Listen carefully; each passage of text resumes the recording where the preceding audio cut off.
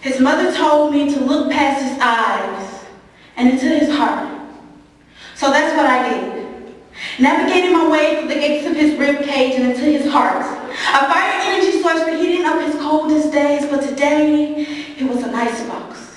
Chilling every bit of happiness, the vibes around him became pain, and I could feel his pain. Witness every cry of sadness with each exhale breath, I'd inhale his discomfort as if it were my own. Even though the sun shone violently through the window, his gaze pierced through every ray. His days were dark.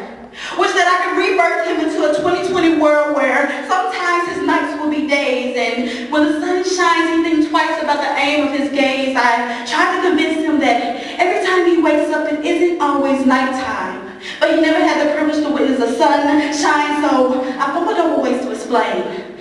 I tried to tell him that sunrise is like an eclipse. And then he promises of love through ultraviolet waves that make you appreciative of sun-toasted skin, like epiphanies of a future no tarot card is capable of reading because of the blinding brightness it promises. I told him, one day, you'll see. He responded with a calming rage and a glare that for a split second convinced me he wasn't really blind at all, saying, I guess my future is quite bleak then, knowing that I look forward to being able to see, but I never will. And if sunrise is like love, well, love burns, baking my everyday into a crisp, my esteem is on the ashes. And if love can't claw away the clouds from my cornea, let me drown in the rains these godforsaken vessels precipitate every time a day breaks into my world with realities I'll never know. They say I'm a replica of my father. But I can never proudly say I'm my father's son when I look in the mirror. I've never seen my reflection. The only reflection I see is this void I wake up to daily. They say my mocha skin tone is radiant. But I couldn't tell you if I was black, white, Hispanic, or Asian, so I failed to see the issue behind racism. I never had a reason to be racist. I've never been introduced to color. And sometimes I wonder if all the things people tell me are just lies to manipulate my mind because my eyes aren't as fine-tuned as theirs. They call me blind, but I see better than some of y'all with 20/20 glasses, contact lenses, and laser vision. I see that for me, daybreak is just like nightfall, dark. So do me a favor and quit lying.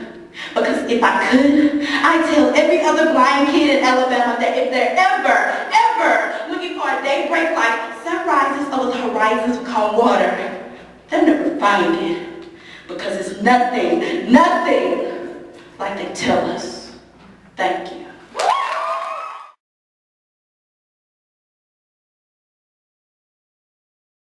Daybreak in Alabama. When I get to be a composer, I'm going to write me some music about daybreak in Alabama. And I'm going to put the prettiest songs in it, rising out of the ground like a small mist and falling out of heaven like soft dew.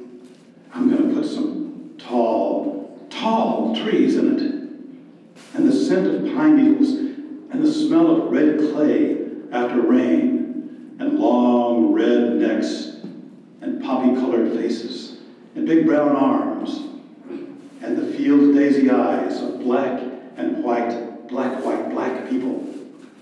And I'm going to put white hands, and black hands, and brown and yellow hands, and red clay earth hands in it, touching everybody with kind fingers, and touching each other, natural as dew.